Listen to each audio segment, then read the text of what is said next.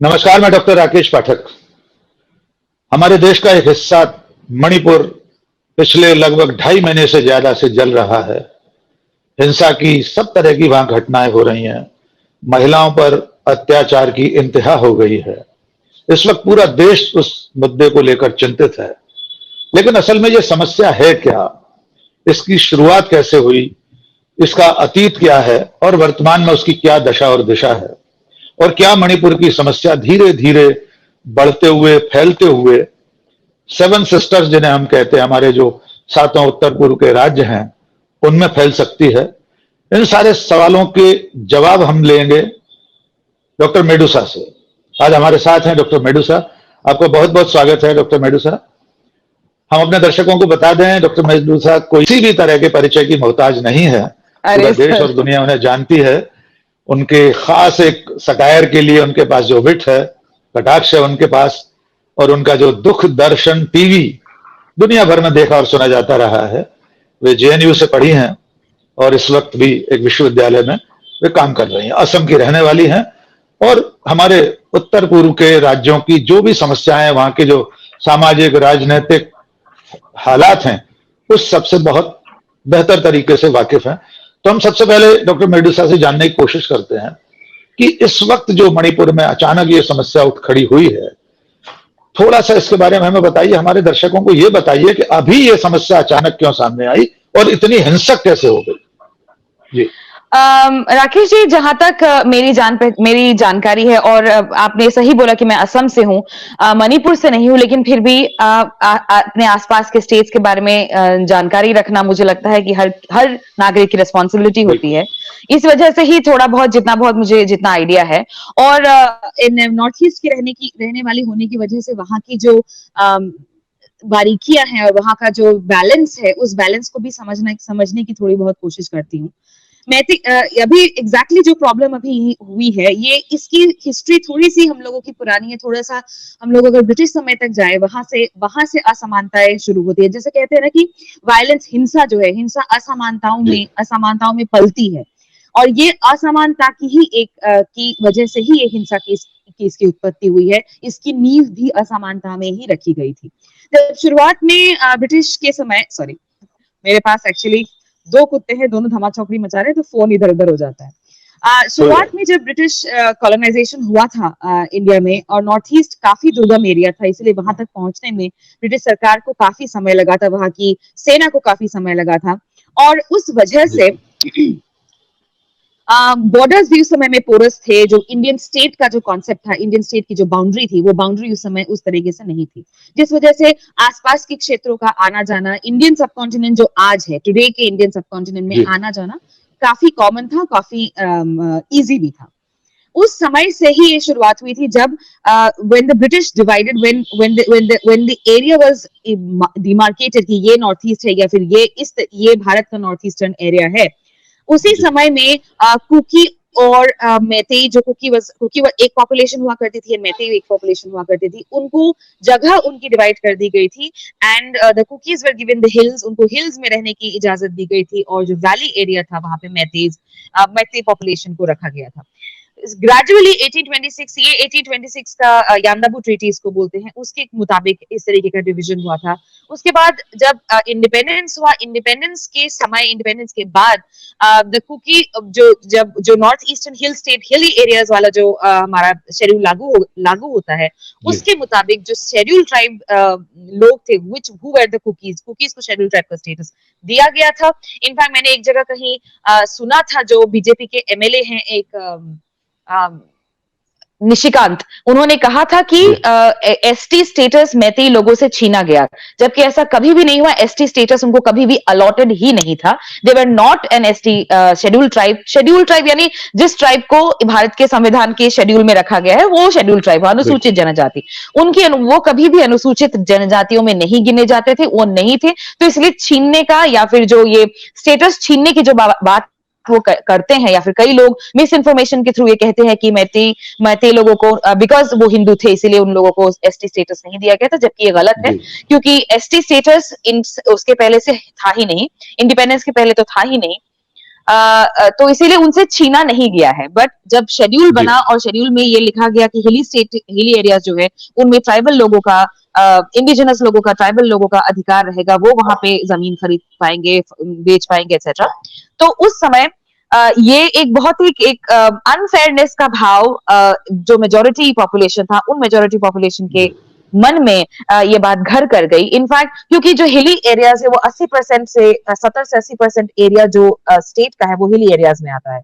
और शेड्यूल के अंदर, 6 शेड्यूल के अंतर्गत वो सिर्फ और सिर्फ कुकी पॉपुलेशन और जो हिल ट्राइब्स में एसटी पॉपुलेशन है उनके नॉट तत्वावधान, बट वो वही उन जमीनों को खरीद सकते हैं या उन जमीनों का फायदा उठा सकते हैं। जी नाउ बात यह है कि यहाँ से वो असमानता शुरू होती है, वो असमानता का भाव भी शुरू होता है, क्योंकि कहते हैं ना sometimes your inequalities are also perceived. आप परसीव करते हैं कि आप इनइक्वल है, या फिर आप किसी से छोटे हैं, या आप किसी से जी कम, आपको खुद ही आप आंकने लग जाते हैं। So perceived and non perceived inequalities के चलते ये सारी इश्यू शुरू हुई है। इनफैक्ट राइट नाउ एक हाईकोर्ट का फैसला आया जिसमें एसटी स्टेटस, मणिपुरी मैतेई लोगों को भी एसटी स्टेटस देने की बात हुई थी। इसी से सारी प्रॉब्लम शुरू हो गई है, क्योंकि रिसोर्सेज का जो डिवीजन करंटली है, जो चाहे वो स्टेट का बजट एलोकेशन हो, चाहे वो फैसिलिटीज हो, चाहे वो एजुकेशन में भागीदारी हो, चाहे वो एडमिनिस्ट्रेटिव जॉब्स में भागीदारी हो, इन सभी चीजों में जो रिसोर्स एलोकेशन है, जो हक का एलोकेशन है, वो इतना ज्यादा स्क्यूड है, इतना ज्यादा असमान है कि उसमें कुकी लोगों को अभी अब उनका जो एसटी उनको उनका कहना है कि अगर एसटी स्टेटस मैतेई लोगों को भी दिया जाता है तो ये उनके हक को छीनने की बात होगी, या फिर उनके पास या उनके हक में जो भी चीजें अब आती हैं वो और भी उसमें कम हो जाएगा। जो भी संसाधन है वो और भी कम हो जाएंगे। इसी से एजिटेशन शुरू हुआ था, इसी से बातें शुरू हुई थी कि नहीं, ऐसा नहीं होना चाहिए। पहले तो पीसफुल मार्चेस हुए, लेकिन धीरे धीरे वो पीसफुल मार्चेस हिंसा में तब्दील हो गई, क्योंकि पेट्रिशिया मुखिम इस बारे में बहुत अच्छे से लिखती है। वो कहती है कि जो नॉर्थ ईस्ट का समाज है, छोटे छोटे ट्राइब्स भी हैं, वो ट्राइब्स भी वेपनाइज है, और जैसे ही सिविलियन वेपनाइज हो जाता है, जब भी सिविलियन वेपनाइज हो जाता है तो हिंसा को भड़कने में और हिंसा को बेकाबू होने में बिल्कुल समय नहीं लगता, और यही नॉर्थ ईस्ट में हुआ। दोनों ही ट्राइब्स आर वेपनाइज्ड, एंड हम लोगों ने देखा किस तरह से आर्मरीज वगैरह भी लूटी गई। And you know this has been the chronology of events, बहुत ही संक्षेप में। ऑब्वियसली हिस्ट्री आप देखने जाएंगे तो और भी बहुत होगा। नहीं, इतना हमारे दर्शकों के लिए बहुत पर्याप्त है, इसको समझने में बहुत आसानी होगी। लेकिन मैं ये जानना चाह रहा हूं कि जब राज्य सरकार को जनवरी, फरवरी, मार्च से मालूम था कि धीरे धीरे वहां आक्रोश बढ़ रहा है और इस तरह से घटनाएं हिंसक होती जा रही हैं, तो राज्य सरकार की जो भूमिका है, अभी मैं जो ताजा आंकड़े देख रहा हूं मेडुसा जी, जो कुकी स्टूडेंट फेडरेशन है उसने कहा है कि 7 लोगों के साथ, यानी 7 महिलाओं के साथ रेप हुआ है, 2 जलाकर मारी गई हैं, 11 को पीट पीट कर मारा गया है, 5 को गोली से उड़ाया गया है। ये आंकड़े कुकी स्टूडेंट फेडरेशन ने अभी जारी किए हैं, आज या कल में। इतनी बड़ी आबादी हिंसा का शिकार हो रही है, दूसरी तरफ दूसरे समुदाय के लोग बहुत बड़ी संख्या में हथियारबंद होकर सरकारी हथियारों को लूट रहे हैं। कई लाख कारतूस लूटे जा चुके हैं, आधुनिक हथियार, इंसास जैसी राइफल्स लोगों के पास पहुंच गई हैं। क्या राज्य सरकार ने समय रहते इसको रोकने की कोई कोशिश नहीं की? उसके फेलियर को कैसे लेते हैं आप? एब्जेक्ट फेलियर जिसको बोलते हैं ना, बिल्कुल एब्जेक्ट फेलियर रहा है। इनफैक्ट अगर आप एक थर्ड पार्टी की दृष्टि से देखेंगे और अगर आप दोनों तरफ के वीडियोस को देखेंगे तो आपको साफ साफ पता लगेगा कि इस तरीके की हिंसा विदाउट स्टेट हेल्प और विदाउट स्टेट्स क्या कहते हैं उसको, रहबरी, जब तक स्टेट संरक्षण, स्टेट के संरक्षण के बिना इस तरीके का वायलेंस पॉसिबल ही नहीं था। आर्मरीज, भारत की आर्मरीज अगर आप देखिएगा, स्टेट की आर्मरीज जो होती हैं, क्या उनमें कम सिक्योरिटी रहती है? ऐसा कैसे संभव हुआ कि आर्मरीज लूट ली गई, लोग ले चले गए बंदूकें, और आपको पता है यू डिडंट डू एनीथिंग। वो लोग लेके चले गए, आप हाथ पे हाथ धरे बैठे रहे। आज का डेटा है कि मणिपुर जैसे एरिया में हर 30 लोगों पे, हर 30 सिविलियंस पे, हर 30 सिटीजन्स पे एक जवान है। इतनी ज्यादा वहां पे जवानों को एम्प्लॉय कर दिया गया है, आर्मी को एम्प्लॉय कर दिया गया है। उसके बाद भी आप अगर हिंसा नहीं रोक पा रहे हैं तो ये साफ है कि you are either hands in glove with the people who are perpetrating violence, या तो आप इंडिफरेंट हैं, आपको कोई फर्क नहीं पड़ता। मैंने कल एक कहीं ट्वीट पढ़ा था कि ये इंडिफरेंस नहीं है, ये कवर अप है। This is not an indifference, it's a cover up. बिल्कुल कवर अप है, बिल्कुल। क्योंकि आप और इनफैक्ट शुरुआत में भी अगर आप वीरेंद्र सिंह के, क्योंकि आजकल मैं सोशल मीडिया में रहती हूँ, मैं सोशल मीडिया देखती हूँ, फॉलो करती हूँ, जो जो लीडर्स है हमारे सो कॉल्ड, वो क्या क्या कह रहे हैं, किस तरीके की उनकी भाषा है, किस तरीके का उनका इंस्टिगेट करने का तरीका होता है, ये सब हम लोग नोटिस करते हैं। इन लोगों को लगता है कि नोटिस नहीं करते हैं, ट्विटर पे लिख दिया, कल डिलीट कर देंगे तो सब सही हो जाएगा। नहीं, ऐसा नहीं होता है। शुरुआत में जब उन्होंने बीरेंद्र सिंह ने रिजिग्नेशन की उनकी बात हुई थी और उन्होंने कहा था कि मैं रिजाइन नहीं करूंगा, तो उन्होंने ट्वीट किया था कि मैं रिजाइन नहीं करूंगा क्योंकि मुझे मणिपुर की हालत को सही करना है। तब किसी कुकी नौजवान ने उनको लिखा था कि आपको बहुत पहले रिजाइन कर देना चाहिए था, आपके हाथ से कुछ नहीं संभल रहा। उन्होंने उनको रिप्लाई में बोला था कि तुम भारत के हो या म्यांमार के। पहली बात तो ये कि आप एक सीएम हैं, आपका सिटीजन आपसे एक सवाल पूछ रहा है, आपका सिटीजन एक डिमांड कर रहा है कि आप उसकी भरोसे के लायक नहीं रहे, आप उसके विश्वास के लायक नहीं रहे। आप मैतेई लोगों के, आप हैं मैतेई, लेकिन आप मैतेई लोगों के सीएम नहीं हैं, आप पूरे मणिपुर के सीएम हैं। मणिपुर में जो जो रहता है, हर भारतीय के सीएम, हर भारतीय सिटीजन के सीएम है। आप उसके भी सीएम हैं जो आपसे ये सवाल पूछ रहा है, जो आप पे अविश्वास कर रहा है। आपकी रिस्पॉन्सिबिलिटी बनती है, आप उस पर विश्वास आप दिखाएं कि नहीं, मैं कर सकता हूं, मुझे करने दीजिए। आप उसकी हिम्मत बढ़ाए, आप उसे ढाढ़स बढ़ाए। उल्टा आप उसको एक कॉमन ट्रोल की तरह आप उसका मजाक उड़ा रहे हैं, आप उसको छोड़ दे रहे, उसको रिप्लाई करके आप छोड़ दे रहे हैं। जो आपकी जो जनता, आपकी जो ट्रोल सेना है, उसको ऊपर जंप करने के लिए छोड़ दे, जैसा कि इन महिलाओं को कई बारी हैंडओवर कर दिया गया पुलिस के द्वारा मॉब को, उसी तरह से आपने इस जो नौजवान को भी हैंडओवर कर दिया अपनी ट्विटर वाली मॉब को कि लो, इसके साथ तुम्हें जो करना है करो। इस तरीके का तो आपका छोटी छोटी चीजों से पता चलता है, छोटी छोटी चीजों से आपकी आपकी मानसिकता पता चलती है कि आप क्या सोचते हैं इस विषय में। बिल्कुल ठीक बात। आपने बड़ी अच्छी बात कह दी कि ट्रोल जैसा व्यवहार कर रहे थे। हमारे देश का दुर्भाग्य है, कई सारे मुख्यमंत्री ऐसे हैं जो ट्रोल जैसा ही कर रहे हैं, केंद्रीय मंत्री हैं जो ट्रोल आर्मी में बदल चुके हैं।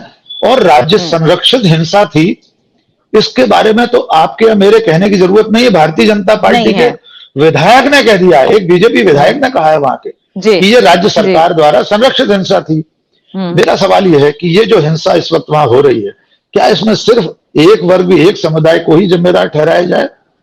क्या सिर्फ जुल्म कुकीज पर ही हो रहा है, या मैतेई समाज भी इसकी आग में झुलस रहा है? मैं थोड़ा इसको स्पष्ट आपसे जानना चाहता हूं। देखिए, कभी भी जब भी हम लोग इस तरह की हिंसा की बात करते हैं, मेरा ये पर्सनल ओपिनियन है, मेरा हमेशा से मानना है कि ऑपरेसर की हिंसा और ऑपरेस्ड की हिंसा में फर्क होता है। अगर आप असॉल्ट राइफल लेके आ रहे हैं और मेरे पास कुछ नहीं है पर मेरे पास पत्थर है, मैं पत्थर उठा के आपको फेंक रही हूं और आपके सर पे लग रहा है वो पत्थर, तो मेरी हिंसा और आपकी हिंसा में फर्क है। तो मुझे इस पूरे सिचुएशन में न केवल कुकी लोगों की संख्या कम है, क्योंकि संख्या बल में भी अगर आप देखिए वो 14% सेंसस के मुताबिक 14% है कुकी पॉपुलेशन आज की डेट में, और 54% है मैतेई पॉपुलेशन। अब ये नंबर्स के हिसाब से भी अगर आप देखें तो सेंसस जो लास्ट सेंसस रहा है उसमें 14% लोग कुकी हैं और 54% लोग मैतेई हैं। अब ये बात भी नहीं है कि पूरा का पूरा मैतेई पॉपुलेशन कुकी पॉपुलेशन पे आक्रमण कर रहा है या फिर वो हो रहा है, लेकिन अगेन जहां तक ऑपरेस्ड और ऑपरेसर की बात है, दोनों ही केसेस में मुझे लगता है हिंसा अलग अलग होती है। तो इसलिए हम ये नहीं कह सकते हैं कि जो कुकी लोग, हाँ, ऐसा नहीं है कि मैतेई लोगों पे हिंसा नहीं हुई है, मैतेई गांव नहीं जलाए गए हैं, बिल्कुल जलाए गए हैं, उनके भी लोग मरे हैं। अभी तक तो 150 लोगों का आंकड़ा है, अभी तक ऑफिशियल जो आंकड़ा है वो 150 लोगों का आंकड़ा है, लेकिन वीरेंद्र सिंह कह रहे हैं कि ऐसे सैकड़ों केसेस हैं और इसी वजह से इंटरनेट बंद किया गया है, वरना आप लोग को हर दिन दूसरा कोई ना कोई केस आता रहेगा, निकलता रहेगा। लेकिन जितने भी अभी तक के जितने भी वीडियोस आए हैं, जितना वायलेंस और जितना जो क्रूरता, जितनी क्रूअल्टी देखी जा रही है टुवर्ड्स द कुकी पॉपुलेशन, वो मेरा ओपिनियन है, कंप्लीटली मेरा ओपिनियन है। आई मे बी मिस इन्फॉर्म्ड, मुझे शायद सही वीडियोस नहीं दिखे होंगे, लेकिन जितना मुझे दिख रहा है उतनी क्रूर, because you might have also seen कि वो जो एक 21 साल का लड़का था डेविड, वो अपनी गांव की रक्षा कर रहा था और उसको उसका सर कलम करके रख दिया गया, वहां पे फ्लैग पोल पे लगाया गया।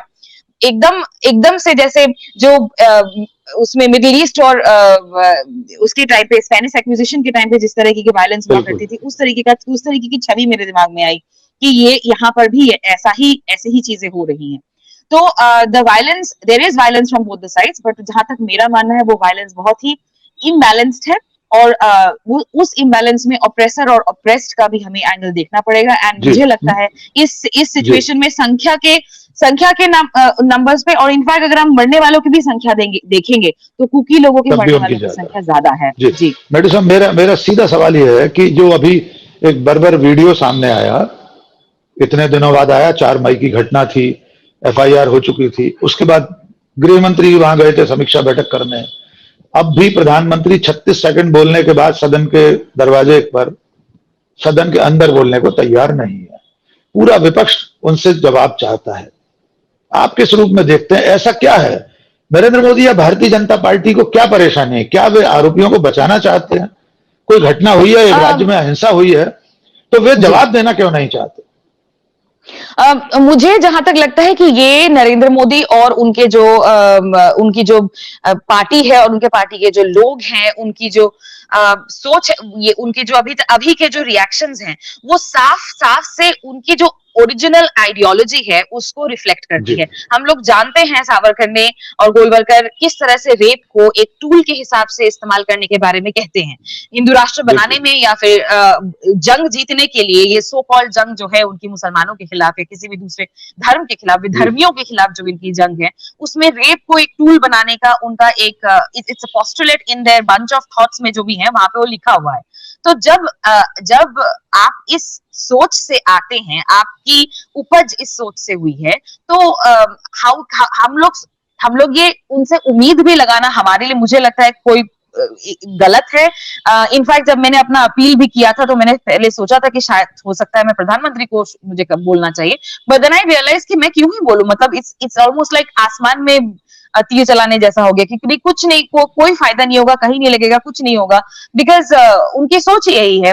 और दूसरी बात है, ये कोई हमें सरप्राइज नहीं होना चाहिए, क्योंकि पिछले 9 सालों में बिल्किस बानो से लेकर आसिफा का जब बलात्कार हुआ, उन्नाव का जब जो केस हुआ, लोगों के रेपिस्ट जो बलात्कारी हैं उनके फेवर में जाति और धर्म के आधार पर रैलियां निकाली गई हैं कि ये नहीं है। हाँ ठीक है, कथित रूप से आपने रेप किया है, लेकिन फिर भी ये क्राइम इतना जघन्य होता है कि आप सोचते हैं कि कोई भी बंदा किसी के अगेंस्ट भी अगर इस तरीके की बात आती है, आपकी संवेदना ऑटोमेटिकली विक्टिम की तरफ होनी चाहिए। लेकिन एक समाज इस पिछले 10 साल में ऐसा पैदा कर दिया गया है, ऐसा बना दिया गया है कि संवेदना की जगह सबसे पहले सवाल आप विक्टिम से पूछते हैं, सर्वाइवर से पूछते हैं, सबसे पहले सवाल पूछते हैं। तो ऐसे केस में मुझे तो लगता है कि ये it's absolutely stupid of us, stupid ही बोलूंगी मैं अपने आप को ही, कि हम लोग एकदम बेवकूफ है कि हम लोग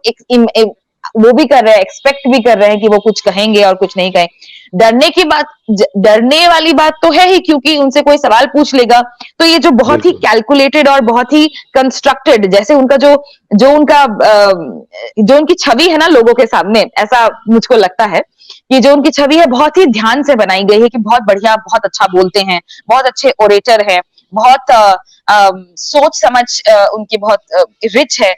3-3 टेलीप्रॉम्प्टर होते हैं सामने, जो एक दिन भी एक भी खराब हो गया तो गड़बड़ हो जाती है, फिर क्या आपको सुनाई दे रहा है ये बोलना पड़ जाता है। मैडम साहब, इसीलिए शायद कांग्रेस ने कल ये सलाह दी है कि अगर आप संसद में बोलना चाहते हैं बिना टीपी के नहीं बोल पा रहे हैं तो आप टेलीप्रॉम्प्टर संसद में भी लगवा लीजिए, पर बोलिए तो। संसद में भी लगवा मैं भी इसका समर्थन कर रहा हूँ, मैं कह रहा हूँ लोकसभा में लगवा लीजिए टेलीप्रॉम्प्टर, लेकिन कुछ लगवा लीजिए, कुछ बोलिए जरूर। वही ना, आप इस तरीके के संवेदनशील चीजों में अगर आपको बोलना पड़ जाए, बिना किसी कागज के, बिना सोचे समझे, बिना एपिथेट्स के, बिना बड़े बड़े उपमा के, रूपकों के अगर आपको बोलना पड़ जाए तो आपको फिर दिक्कत तो होगी ना। तो इसीलिए 9 साल में कोई प्रेस कॉन्फ्रेंस नहीं हुआ, अब अचानक से 9 साल में सदन में कैसे बोलने लग जाएंगे? बिल्कुल बिल्कुल। मैं आपसे अगर सीधे पूछूं कि देश के प्रधानमंत्री के मौन के बारे में आपको एक लाइन में कुछ कहना हो उनके बारे में, तो आप क्या कहेंगे? एक्सपेक्टेड बट स्टिल शर्मनाक। जी, उनसे ऐसी बहुत उम्मीद थी, एक्सपेक्टेड था लेकिन ये उनको तो मतलब ये मेरी जी जो हंसी निकलती है वो जो ऐसा कहते हैं ना कि कभी कभी ट्रेजेडी इतनी ज्यादा हो जाती है कि एक लेवल के बिल्कुल बाद वही है। ट्रेजेडी फिर कॉमेडी लगने लग जाती है, आपको हंसी ही छूटती है, आप दुख में भी हंसते ही हैं। तो ये मेरी बिल्कुल हंसी भी जो है ना कभी कभी उनको देख के दुख में ही निकलती है, क्या कर रहे हैं हम लोग, क्यों सुन रहे हैं, क्यों ऐसा हो रहा है। बड़े anyway, जी, बिल्कुल निश्चित तौर पर हमने देखा पिछले 9 सालों में कठुआ के जो आरोपी थे, जी उनके पक्ष में तिरंगा झंडा लेकर उस समय की बीजेपी सरकार के मंत्री जय जय श्री राम के नारे लगाकर जुलूस निकाल रहे थे। जी जी हमने और जी देश और दुनिया ने देखा है कि गुजरात में बिल्किस बानो के बलात्कारी और हत्यारे बाहर निकल के आ रहे हैं, उनको मालाएं पहनाई जा रही हैं, उनको स्वागत हो रहा है, उन्हें और संस्कारी कहा जा रहा है। सबसे ज्यादा मतलब सबसे ज्यादा क्या कहते हैं उसको, जो आयरनी की बात यही थी कि जिस दिन 30 सेकंड ही दिए उन्होंने, चलिए 30 सेकंड में भी उन्होंने राजनीति कर दी, दूसरे स्टेट्स का नाम ले लिया, दूसरे स्टेट्स के बराबर बारे में से बात कर जी दी, बलात्कारों की तुलना कर दी कि ये ज्यादा बुरा है, ये जस्टिफाइड है, ये जस्टिफाइड नहीं, and so on and so fourth. उन्होंने ये कर दिया। उसी दिन दोपहर को इनको बेल मिली है, ब्रिजभूषण शरण सिंह को बेल मिली है, और राम रहीम को वो मिला है, पैरोल मिला है। पेरोल में तो लिया, पेरोल नौवीं बार। अगर ये सरकार अगर थोड़ा सा भी सीरियस होती, जो लोगों के उस समय भड़के हुए गुस्से के बारे में थोड़ा सा भी सीरियस होती, इनफैक्ट मुझे तो लगता है समाज भी थोड़ा सा अगर सीरियस होता, क्योंकि अब आप अगर देखते तो शाम तक आते आते ये जो नैरेटिव चल गया था, बंगाल और छत्तीसगढ़ वाला जो नैरेटिव चल गया था, वो इतना चल गया था कि लोग सवाल ये भूल चुके थे कि मणिपुर में कुछ हुआ है, और मणिपुर की जो बिल्कुल बातें हैं वो करनी चाहिए। वो कहने लग गए थे अच्छा मणिपुर की बात कर रहे तो यहाँ की बात क्यों नहीं कर रहे हो। अब इंसान, आप अगर हैं, अगर आप इंसान हैं तो आपको नेचुरल टेंडेंसी होगी बोलने की, अच्छा तू क्यों नहीं बोल रहा था बंगाल और छत्तीसगढ़ पे पहले, हमें मणिपुर का पता चला तो हम बोल रहे हैं। अगर तुम्हें पता था छत्तीसगढ़ और बंगाल के बारे में, तुम क्यों नहीं बोल रहे थे, तुमने भी तो नहीं बोला ना। पर बिल्कुल सही है। ये लॉजिक नहीं समझ आएगी, या फिर इस लॉजिक की तरफ वो जाएंगे ही नहीं, क्योंकि जो नैरेटिव उनको सेट करना था वो उन्होंने सेट कर दिया था, हिंदू मुस्लिम एंगल बिल्कुल लाना था वो ला दिए। तो बस उनका यही, दिस इज देयर मोडस इस ऑपरेंडी। पूरे दौर में इस पूरी घटनाक्रम में भी एक झूठी खबर, एक फेक न्यूज का भी कारण माना जा रहा है। एक लड़की की तस्वीर जो 2022 में दिल्ली में जिसकी हत्या हुई थी, उसकी तस्वीर लगाकर बता दिया गया कि कुकी लोगों ने इसकी हत्या की थी और ये महता ही थी। वो फेक न्यूज जी थी, सबको पता है। उसके बाद वो एक किसी अब्दुल नाम के मुख्य आरोपी को एएनआई वगैरह ने ट्वीट कर दिया पुलिस के किसी प्रेस नोट के आधार पर, वो भी झूठ निकला। इस खतरे को कैसे आप देख रहे हैं कि इस वक्त हमारे समाज में ये जो फेक न्यूज है, और खास तौर से एक खास विचारधारा का जो तबका है, उसका जो आईटी सेल है, वो लगातार बड़ी से बड़ी घटनाओं में झूठी खबरों के जरिए नफरत फैलाने की कोशिश करते हैं, हर घटना को सांप्रदायिक एंगल देने की कोशिश करते हैं। इस खतरे को कितना महसूस कर रहे हैं और आप इससे निपटने के लिए क्या करना चाहिए? जी मेडिसिन। इस खतरे को तो मैं बहुत ही ज्यादा महसूस कर रही हूँ। इनफैक्ट मैं कहती भी हूँ इस चीज को, हमारे सर्कल्स में जितने भी हम लोग बात करते हैं, जो लोग ट्विटर पे एक्टिव है या इंस्टाग्राम पे या यूट्यूब पे एक्टिव है, हम लोग बोलते हैं कि झूठ को फैलने में 1 सेकंड लगता है बस। उन्होंने जो एएनआई का जो मोहम्मद अब्दुल खान वाला जो ट्वीट था, वो मुश्किल से 8-10 मिनट रहा होगा बस, लेकिन वो 8-10 मिनट का ट्वीट उसका खंडन करते करते जुबैर हर एक स्टेटमेंट पे जाता था। छोटे छोटे अकाउंट जो 10 फॉलोअर्स, 12 फॉलोअर्स, 14 फॉलोअर्स, ऐसे भी अकाउंट्स हैं जिन्होंने इस तरीके की न्यूज फैलाई है, उसके नीचे जा जाके जुबैर कमेंट करते हैं कि नहीं ये गलत न्यूज है। वो हर एक जगह, वो एक अकेला आदमी इस तरीके की चीजें कर रहा है, but the IT cell is completely, वो पूरे देश में फैला हुआ है, हर जगह उनके छोटे छोटे ऑफिसर्स है, हर जगह वो लोग ये सब काम कर रहे हैं, 10-10, 15-15 हजार की नौकरियां कर रहे हैं। हर एक ट्वीट उनको इसी तरीके का मिलता है कि ये फैलाओ, आग की तरह झूठ फैलती है, और उसको बुझाने वाले लोग इस समाज में आज की डेट में बहुत कम है। कल किसी का ट्वीट आया था कि जब इस समय का इतिहास लिखा जाएगा, उस समय के इतिहास में मोहम्मद जुबैर का नाम बहुत ऊपर होगा, बिकॉज वो जो काम कर रहे हैं बहुत जरूरी काम है। जैसा कि आप कह रहे हैं कि इस बात का खतरा बहुत ज्यादा है, झूठी न्यूज फैलने का बहुत खतरा है। इनफैक्ट अगर एएनआई के ट्वीट को तुरंत ही खंडन नहीं किया गया होता उसका जुबैर के द्वारा, बहुत सारी, इनफैक्ट मुझे तो ऐसा लगता है कि बहुत सारी जानें उन्होंने बचाई है, क्योंकि इस जो जनजातीय हिंसा है उसको हिंदू मुस्लिम एंगल देने में समय नहीं लगता, और जो दूसरे स्टेट्स में इस आग को फैलने में समय नहीं लगता। इस आग को फैलने में लेकिन बिल्कुल इसके समय बाद नहीं लगता। तो उससे मुझे लगता है कि जी बहुत सारी जान उन्होंने बचाई है। और जहां तक आपने दूसरा यकीनन सवाल आपने यकीन किया था कि इसको कैसे कैसे हम जी इसका वो कर रहे हैं, फाइट कर रहे हैं, तो मुझे तो लगता है कि जैसा जो जो काम मैं कर रही हूँ या फिर जो काम हमारे मेरे जैसे 2-3 और सैटारिस्ट्स हैं आज की डेट में वो कर रहे हैं, और जो लोग न्यूज कोलेशन करके न्यूज को उसकी एनालिसिस करते हैं, जो जितने भी रिपोर्टर्स अपने अपने जॉब्स छोड़ के जिनको वहां जाना पड़ा है, यूट्यूब जाना पड़ा है, मुझे लगता है ये देयर इज एक छोटा सा एक नीश लोग हैं, ग्रुप ऑफ पीपल है जो जो ये काम कर रहे हैं, जो कोशिश कर रहे हैं इस चीज को टैकल करने की। बट मुझे लगता है कि थोड़ी सी ये हारती वाली लड़ाई है, क्योंकि उनके पास इतना बिल्कुल पैसा है और तंत्र इतना बड़ा है कि हम बहुत बड़ा लोग तंत्र है बस कोशिश ही कर सकते हैं, और वही कर रहे हैं, कोशिश ही कर रहे हैं जितना हो सके। तो बस यही है, कोशिश बिल्कुल करेंगे, बिल्कुल सबको सबको लड़ेंगे, कोशिश बस करनी यही है। चाहिए हाँ, लेकिन इसमें जो खतरा है देखिए आपने भी कहा हम भी जानते हैं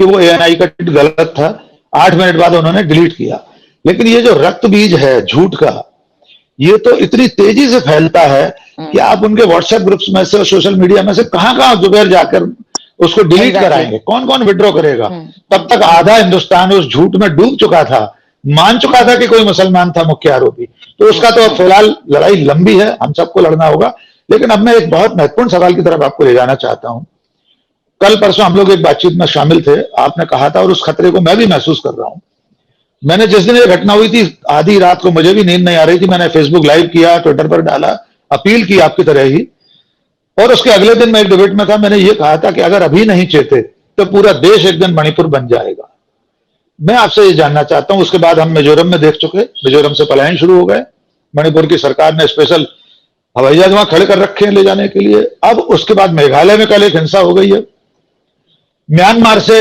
शरणार्थियों के आने की खबरें भी चल रही हैं शायद आज मिजोरम के मुख्यमंत्री ने कहा है कि हम उन्हें वापस नहीं निकालेंगे हम तो उन्हें खाना खिलाएंगे आश्रय देंगे म्यांमार के जो शरणार्थी आ रहे हैं ये खतरा कितना बड़ा है कि मणिपुर से भड़की हुई चिंगारी आसपास के दूसरे राज्यों में कितना फैल सकती है और इसे रोकने के लिए क्या किया जाना चाहिए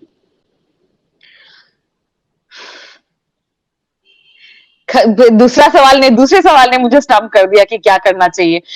कितनी खतरनाक है, बहुत ही ज्यादा खतरनाक है, क्योंकि ये नॉर्थ ईस्ट बहुत ही अलग थलग मेन स्ट्रीम इंडिया ने अलग थलग रखा हुआ है वहां के लोगों के साथ। मतलब लोगों के साथ जो भी अगर हम लोग बाहर भी आते हैं तो मैंने पूरी जिंदगी भर अपने चलते राह चलते मैंने चिंकी चिंकी सुना है, चाइनीज है, नेपाली सुना है, पूरी जिंदगी मैंने सुना है। मुझे 100% पता है, मेरे भाइयों ने सुना है, मेरे बहनों ने सुना है, जितने भी लोग वहां से आए हैं हम लोगों ने सुना है। और हम लोग के लिए मतलब कभी कभी ऐसा नॉर्मलाइज हो जाता है कि इनफैक्ट शुरुआत में जब मैं एज अ वेरी यंग 18-19 साल की जब लड़की थी, जब मैं आई थी दिल्ली, तो मैंने सोचा था कि इस चीज को हटाने का या इस चीज को ना फेस करने का बीड़ा मुझ पर है कि मुझे आगे बढ़ के दोस्ती करनी चाहिए, मुझे नॉर्थ इंडियंस के साथ दिखना चाहिए, मुझे जो नॉर्मल लोग हैं उनके साथ दिखना चाहिए। और मैंने उसी तरीके से अपने आप को ढाला था। ये बाद में मुझे रियलाइज हुआ, अपनी सोच मैंने चेंज की, अपनी सोच मेरी चेंज हुई कि नहीं, मेरी आइडेंटिटी है और किसी को हक नहीं बनता मुझे इस तरीके से रेशियली प्रोफाइल करने का। तो ये लर्निंग धीरे धीरे ही हुई। तो जो मैं कह रही थी कि नॉर्थ ईस्ट को इस तरीके से एक नजर से देखा जाता है, रिसोर्सेज एलोकेशन का भी हो, अगर आप बजट एलोकेशन का भी देखें, उसमें भी आपको दिखेगा कि देयर इज लॉट्स ऑफ बहुत असमानता है। इनफैक्ट हम लोगों के इस वक्त एक कैबिनेट मिनिस्टर हैं development of north eastern regions के डेवलपमेंट के कैबिनेट मिनिस्टर हैं। उनसे मणिपुर के विषय में सवाल किया गया, तो उन्होंने कहा कि मैं तो जानता ही नहीं, मेरा मणिपुर से कोई लेना देना नहीं है, मैं तो वहां का हूं नहीं, इसीलिए मुझसे ये सवाल ना करे, और उन्होंने माइक हटा दिया। ये कैबिनेट मिनिस्टर है जिनको ये मिनिस्ट्री मिली हुई है। मैडू साहब, हम लोग तो उस मंत्री का नाम भी नहीं जानते। ये हालत है इस देश की। और मैंने उनको कभी देखा भी नहीं था। एंड ही वाज इनफैक्ट, मुझे लगता है कि वो साउथ से किसी साउथ इंडियन स्टेट से होंगे, क्योंकि उनकी वेशभूषा में मुझे ऐसा लग रहा था। बट द पॉइंट इज, आपको कोई नॉलेज नहीं है, you have no idea how it works, what is the balance of the different tribes who are living there, कितना फैब्रिक, सोशल फैब्रिक कैसा है, किस तरीके से लोग एक दूसरे के साथ रहते हैं। पिछले 40 साल में बहुत शांति अचीव की गई थी throughout constant series of talks हुए हैं, militant organizations है, छोटे छोटे ट्राइब्स के militant organizations हैं, 10-10, 15-15, 20-20 हजार ट्राइब्स के 10-10, 15-15, 20-20 हजार वाले पॉपुलेशन वाले छोटे छोटे ट्राइब्स हैं जिनकी अपनी आर्म्ड मिलिशिया है। तो आप सोच सकते हैं कि वहां का सिटीजन भी मिलिटराइज्ड है। तो इन सभी संगठनों के साथ सरकारों ने कॉन्टिन्यूअस बातचीत की है। हम लोग जानते हैं, हम लोग NSCN-IM का नाम सुना होगा हम लोगों ने, नागालैंड की एक बहुत प्रोमिनेंट एक ऑर्गेनाइजेशन था जिसके साथ सस्पेंशन ऑफ ऑपरेशंस में है हम इस वक्त। देयर आर अदर ऑर्गेनाइजेशन जिसके साथ हम लोग इंडियन गवर्नमेंट और उनके साथ बीच में समझौता हुआ है कि वो किसी भी तरीके की हिंसक एक्टिविटी में हिस्सा नहीं लेंगे और ये सस्पेंशन ऑफ ऑपरेशंस हुए हैं। सस्पेंशन ऑफ ऑपरेशंस का मतलब ये नहीं है कि वो लोग बंद हो चुके हैं या वो डिसबैंड हो चुके हैं या वो आइडियोलॉजी जो थी वो जा चुकी है। अगर इस तरीके की चिंगारी को इसी वक्त नहीं रोका जा सकता है, नहीं रोका गया, तो ये सभी जो ऑर्गेनाइजेशंस हैं इनको दोबारा से एक्टिवेट होने में, और जो शांति पिछले 40 साल में 50 साल में अचीव की गई थी थ्रू आउट टॉक्स, बातों से, किसी के साथ भी कहीं पे भी हिंसा के साथ मतलब प्रेशराइज करके, हाँ देयर हैव बीन टाइम्स जहां पे एफएसपीए की जरूरत पड़ी है, एफएसपीए लगाया गया है बहुत, और उसका बहुत हम लोगों ने विरोध भी किया है, कई जगह कॉन्फ्लिक्ट्स भी हुए हैं, all of this has happened, but ultimately जो रेजोल्यूशन अचीव हुआ है वो बातचीत के थ्रू ही अचीव हुआ है, और उस बातचीत के बाद सस्पेंशन ऑफ ऑपरेशंस हुए हैं, उससे शांति बहाल हुई है। उस शांति को तोड़ने में बिल्कुल समय नहीं लगेगा। और हल की बात जहां तक आपने कही, हल तो मुझे पता नहीं क्या है, बिकॉज जिन्होंने एंटायर पॉलिटिकल साइंस में डिग्री ली है शायद वही बता सकते हैं वही जानते होंगे कि इसमें क्या, वही जानते होंगे कि इसका क्या हल निकाला जाए। बातचीत से ही हल निकलेगी। इनफैक्ट हाँ जी एक मैंने वो पढ़ा था, इंटरव्यू सुना था मैंने हाउकिप का, जो एक वहां के हमारे कुकी एक वो है, उन्होंने कहा था कि जो एसटी जैसे, क्योंकि मैतेई लोगों का कहना है, इनफैक्ट ये I am quoting the Nishikant जो एमएलए है, बीजेपी एमएलए है, he is a sitting BJP MLA, Meitei MLA, उनका कहना है कि ये पूरी लड़ाई लैंड की है, ये पूरी लड़ाई लैंड की है। उनको as any citizen of India should be allowed to buy land anywhere according to him, ठीक है। फिर उनसे जब पूछा गया, अच्छा अगर आपको लैंड खरीदने का हक दे दिया जाए बिना एसटी स्टेटस के, तो क्या आपके लिए ये ओके रहेगा? I think that was what Haokip had proposed, कि इस तरीके अगर एसटी स्टेटस ना लो आप, ठीक है लैंड खरीदना चाहते हैं आप लैंड खरीदने का हक ले लीजिए, बट आपको एसटी स्टेटस नहीं मिलेगा, because that would mean a differentiation और a cutting apart of the portion of administrative positions या jobs etc which are reserved for the ST people। तो इस तरीके का एक प्रपोजिशन हुआ था, बट वो उस मामले में भी तैयार नहीं है। he completely negated, is like नहीं ये तो होगा ही नहीं, हो ही नहीं सकता, हमें ये भी चाहिए। तो आप समझ रहे हैं कि आशंका दोनों तरीके से जी, आप ये आशंका देख रहे हैं कि अगर इस चिंगारी को अभी नहीं बुझाया गया तो ये पूरी 7 सिस्टर्स में फैल सकता है। बिल्कुल। ज्यादा खतरा किस राज्य में? मिजोरम, मेघालय, असम, कहाँ ज्यादा खतरा देख रहे हैं आप? एक सेकंड, मिजोरम में है ही खतरा, क्योंकि मिजोरम में काफी बड़ी संख्या में मैतेई पॉपुलेशन रहती है। इनफैक्ट मेघालय में भी मैतेई पॉपुलेशन रहती है, और इनफैक्ट त्रिपुरा में भी देयर आर ऑर्गेनाइजेशंस जो ट्राइबल हक की बात करते हैं, जो कहते हैं कि ट्राइबल पॉपुलेशन जो है उनको अलग एडमिनिस्ट्रेशन उनका होना चाहिए, अलग एक वो होना चाहिए। वहां तक भी अगर इस तरीके से उनको लगेगा कि हम लोग आर्म्ड एजिटेशन करेंगे तो हमारी बात सुनी जाएगी, तो वो लोग भी क्यों आर्म्ड एजिटेशन नहीं करेंगे? उन्हें भी लगेगा कि हमारी हक की अगर बात होनी है तो हमें भी आर्म्ड एजिटेशन करना पड़ेगा। So these things are going to happen, and ये बहुत ही ज्यादा प्रिकेरियस इसीलिए भी है क्योंकि ये इलेक्शन ईयर है, और मुझे बहुत डर लगता है जब भी इलेक्शन पास आता है, क्योंकि या तो सीमा पे कुछ होता है, हमारे जवानों की उसमें आ जाती है, या कहीं कंट्री में ही, देश में ही कहीं कुछ ऐसा होता है कि आप कंप्लीटली जो इस देश की लोगों में जो आपने 9 साल से भरा है ना हेट्रेड, 9 साल से नफरत जो भरी है, उसको अभी दोहने का टाइम आ गया है। तो वो चाहते हैं कि इस तरीके से नफरत को, इस तरीके से कहीं ना कहीं कुछ ना कुछ ऐसा हो जिससे उनकी इलेक्टोरल पॉलिटिक्स जो है वो कामयाब रहे। तो मुझे इसलिए भी मुझे इस बात का डर है कि ये बॉम्ब फटने वाला है, फटेगा शायद कहीं, भगवान ना करे ऐसा हो, लेकिन अगर जल्द से जल्द इसको वो नहीं किया गया, जन आक्रोश ही एक तरीका है। अगर हम लोग ही कॉन्स्टेंटली ऐसा वो करते रहेंगे, ऑपोजिशन भी अगर ज्यादा सक्रिय होके प्रोटेस्ट करती है और इस तरीके का किसी भी चीज को ऐसा उनको ना फील होना चाहिए ना कि हम लोग कुछ भी करेंगे निकल जाएंगे, कुछ भी होगा हम लोग जीत जाएंगे, इस तरीके की एक भावना नहीं आने देनी चाहिए। बिल्कुल, हम भी जानते हैं, आपने कहा भी कि बातचीत ही एकमात्र हल है।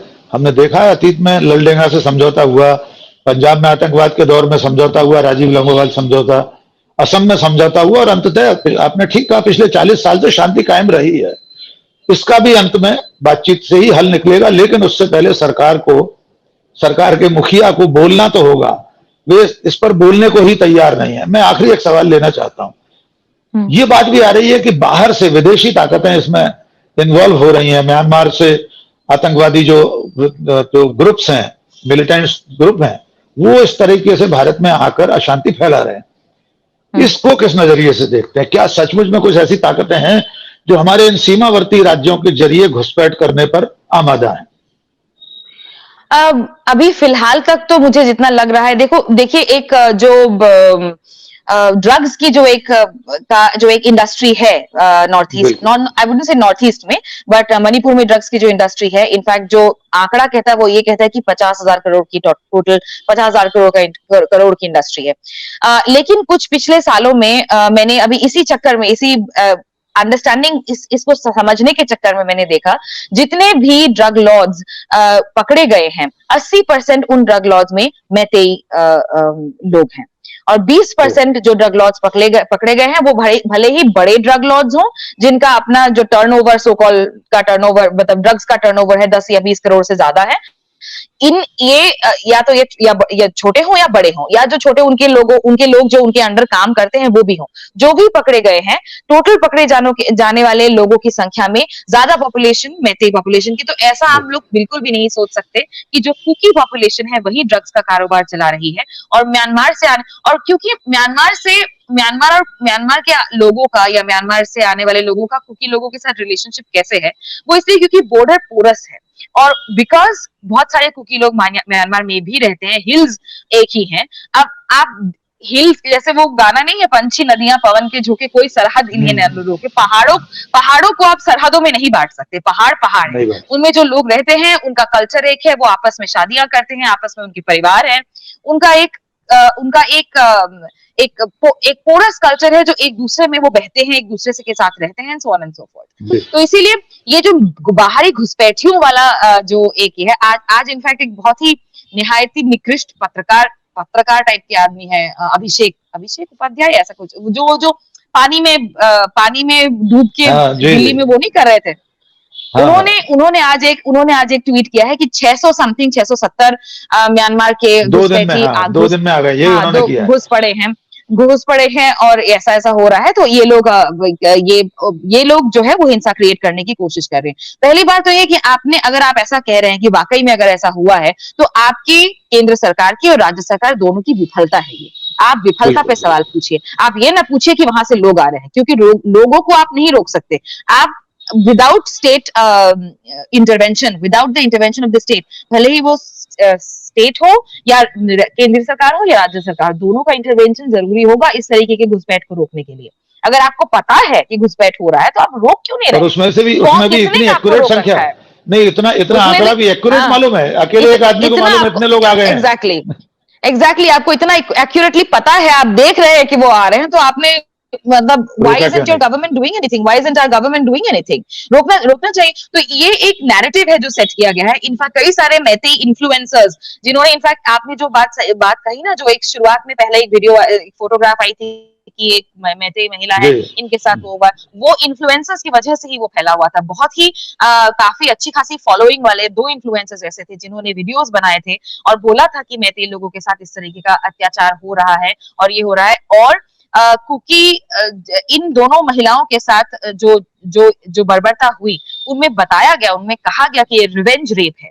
It's a revenge rape taken against वो जो केस हुआ था और फेक न्यूज की वजह से। सो ये कई बार कुकी लोगों को म्यांमारी रोहिंग्या मुस्लिम्स बोला है या म्यांमारी इन्फिल्ट्रेंट्स बोला, म्यांमारी मिलिटेंट्स बोला है, without any data specific statistical evidence या डेटा बेस्ड एविडेंस के बिना बोला है कि अगर आपको लग रहा है, वो भी जो निशिकांत थे वो करण थापर वाले इंटरव्यू में बोल रहे थे कि इतना कैसे हुआ कि 2% जो पॉपुलेशन थी 50 साल पहले इंडिपेंडेंस के टाइम पे अपेरेंटली कुकी लोगों की पॉपुलेशन 2% थी, वो पॉपुलेशन 14% कैसे हो गई। उनको ये समझ में नहीं आ रहा है कि इतने सालों में लोग बढ़े होंगे, उनका परिवार बढ़ा होगा, and he is completely putting it कि ये स्वाभाविक है।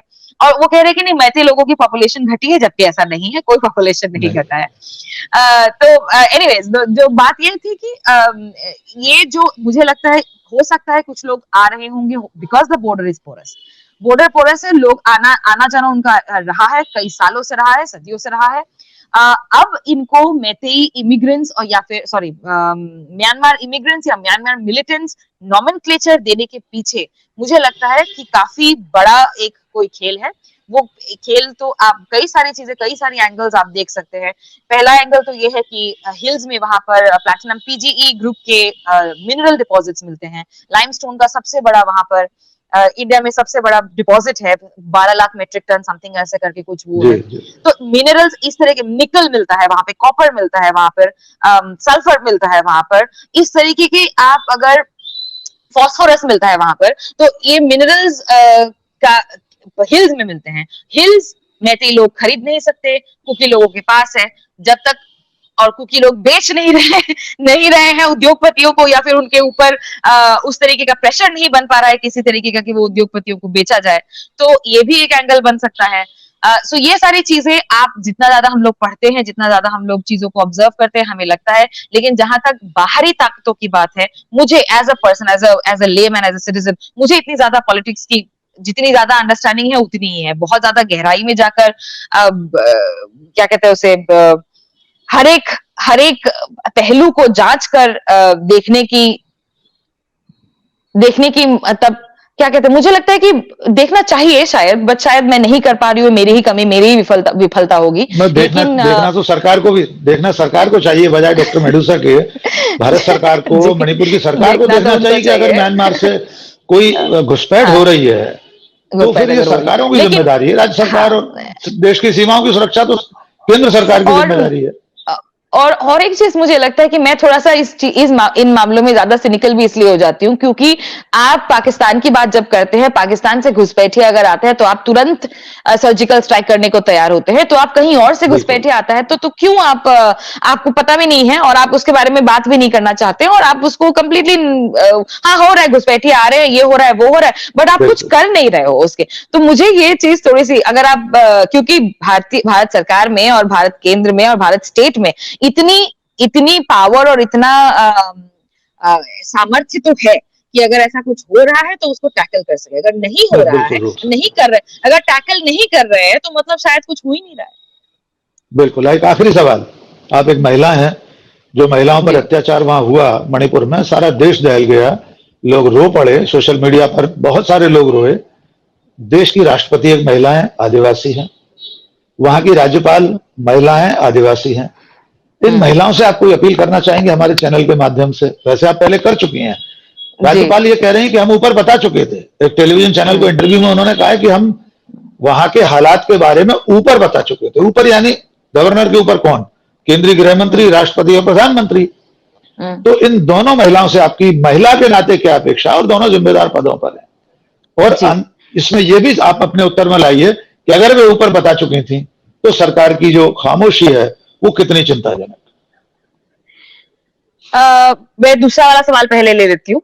सरकार की खामोशी बिल्कुल चिंताजनक बिल्कुल है, लेकिन जैसा कि मैंने अभी थोड़ी देर पहले भी कहा कि चिंताजनक है लेकिन एक्सपेक्टेड है, क्योंकि पिछले 9 साल में उनका जो भी रवैया रहा है महिला अत्याचार के अगेंस्ट या महिला अत्याचार के अत्याचारियों के अगेंस्ट, तो उससे तो इनफैक्ट मुझे कभी कभी लगता है कि ये लोग एक्शन ना ही ले तो बेटर है, क्योंकि पता चला कि अत्याचार हो गया, उसके बाद अत्याचारी को या तो एमएलए का टिकट मिल रहा है या फिर उसको कोई पोजीशन मिल रहा है या फिर उसको माला पहना के ऐसे ही बस लोग उसका स्वागत मदद कर रहे हैं। तो ऐसा होने से अगर मैं महिला हूं, अगर मेरे साथ कभी ऐसा हुआ होता और अगर मुझे दिख रहा है कि जो मेरा गुनाहगार है उसको इस तरीके से समाज अपने आगोश में ले रही है, समाज को कोई दिक्कत नहीं हो रही है, समाज के जो ऊपर लोग बैठे हैं उनको कोई दिक्कत नहीं हो रही है, एडमिनिस्ट्रेशन को, सरकार को कोई दिक्कत नहीं हो रही, तो मुझे तो पता नहीं मैं किसका ही दरवाजा खटखटाती फिर।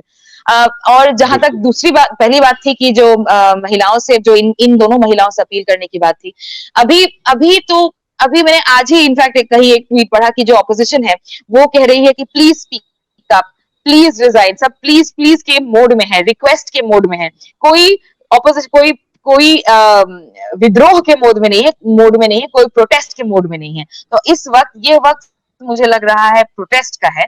और अगर ये महिलाएं हैं, इनको लग रहा है कि इनके हाथों में बस यही ही पावर है, जैसे गवर्नर मैम ने कहा कि उन्होंने ऊपर कह दिया, उसके अलावा उनकी कोई और रिस्पॉन्सिबिलिटी नहीं थी, फॉलो अप करने की रिस्पॉन्सिबिलिटी नहीं थी, क्योंकि मुझे नहीं लगता कि गवर्नर के पास इतना कम पावर होता है कि वो खुद कॉग्निजेंस लेके इस चीज को ना देख पाती या इस चीज को फॉलो अप नहीं कर पाती एज अ गवर्नर। अगर उनको पहले पता था, उसी समय में अगर वो उनको पता था कि इस तरीके का कुछ हो रहा है, और अगर उन्होंने इसके बावजूद भी नहीं किया, तो ये मुझे लगता है कि जो समाज का जो अभी का सिचुएशन है उसी का एक परिणाम है, उसी का एक सेकेंडरी, उसको कहते हैं ना जो साथ में आता है, कोलैटरल, एक कोलैटरल बिल्कुल रिजल्ट है, एक रिजल्ट है कि यही होना है। और उनसे क्या नाम है उनका, स्मृति ईरानी वगैरह से तो मैं नहीं करूंगी अपील, उनसे कोई मुझे उम्मीद भी नहीं है, और ना रेखा शर्मा से, ना स्मृति ईरानी से, ना इन लोगों से, आई डोंट हैव ना any woman minister who is there in the government और in the cabinet at this point of time, absolutely उनसे मुझे कोई उम्मीद नहीं है। और क्योंकि जो द मोमेंट आप इस तरीके के बयान के साथ खड़े होते हैं कि ये यहाँ पे रेप हुआ है तो यहाँ पे भी रेप हुआ है, तो आप जस्टिफाई करने लग जाते हैं कि आप देखने लग जाते हैं कि अच्छा कौन सा रेप जस्टिफाइड है, किस पे ज्यादा गुस्सा होना चाहिए। इस तरीके की अगर आप जब समीकरण और कैलकुलेशंस करने लग जाते हैं, तुरंत ही आपकी मेरे लिए as a person, as a women, मेरी तो आपके लिए इज्जत उसी टाइम खत्म हो गई। जहां तक हमारी राष्ट्रपति की बात है, उनसे मैं अपील कर चुकी हूँ। मुझे बहुत ही निराशा हुई है क्योंकि उन्होंने अभी तक कोई भी स्टेटमेंट नहीं दिया है, किसी तरीके की कोई बात नहीं कही है, पता नहीं किस चीज का इंतजार कर रही हैं या किस चीज का कौन से ग्रीन सिग्नल का इंतजार कर रही हैं, या पता नहीं, कभी कभी मतलब ये बहुत ही, क्योंकि मैं लिटरेचर की भी स्टूडेंट रही हूँ, तो मुझे बहुत निराशा हो जाती है, मुझे बहुत दुख लग जाता है कि मतलब बहुत ही नहीं, कुछ नहीं रखा, कुछ बचा नहीं है, कुछ नहीं हो सकता। तो ये जो एक बहुत मैं कई सारे ऐसे लोगों से मिली हूँ, इनफैक्ट अगर आप मिले होंगे उनसे, पता नहीं, साइमा है आरजे, वो पोइट्री भी करती हैं और पोइट्री रिसाइट भी करती है, आरजे भी है, वो बहुत अच्छा बोलती हैं, बहुत इतनी प्यारी महिला है वो। उनका मैंने एक बार एक लेक्चर सुना था, वो बार बार उम्मीद, आशा, इन्हीं सब चीजों की बात कर रही थी। तो मैंने उनसे पूछा था कि मैं तो एज एन आउटसाइडर देख रही हूँ, you are a Muslim women, आप पे और आपकी बहनों पे, मेरी भी बहनें हैं बट कौम के हिसाब से, अगर रिलीजन के हिसाब से देखा जाए, आपकी बहनों पे ये बीत रही है, आपके भाइयों पे ये बीत रहा है, आप कैसे होपफुल रहती हो? How do you even like, कैसे आप उम्मीद कैसे करती हो? तो उन्होंने कहा था बस करते हैं, यही काम है, उम्मीद करना, यही काम। तो मुझे उनका आंसर बहुत ही सिंपल था, बट मुझे ना तब समझ आया था ना अब समझ आया है, क्योंकि मेरे पास वो नहीं है हो।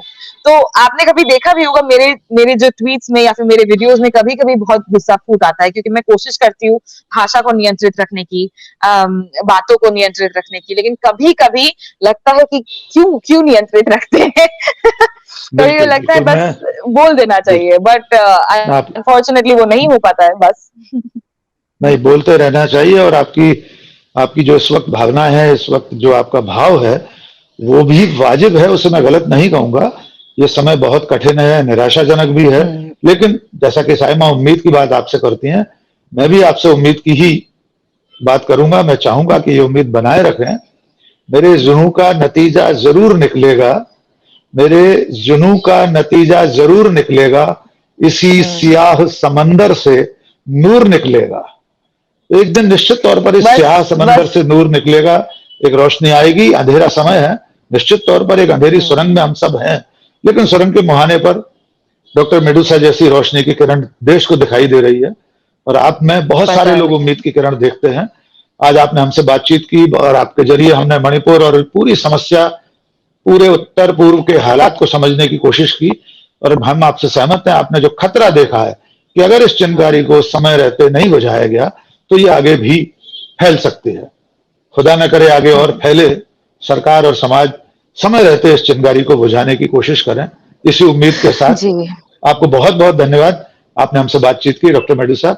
और आखिर में आप सब दर्शकों से एक अपील, अगर आपने हमारा चैनल अभी तक सब्सक्राइब न किया हो तो सब्सक्राइब कर लीजिए। डॉक्टर मेडुसा भी दुख दर्शन टीवी पर हैं, उनके चैनल को भी सब्सक्राइब कर लीजिए और कमेंट करके बताइए ये बातचीत कैसी लगी। जी अपने दोस्त और शुभ चिंतकों के बीच में से साझा कीजिए। बहुत बहुत धन्यवाद। जय हिंद। बहुत बहुत धन्यवाद। जय हिंद। जय हिंद।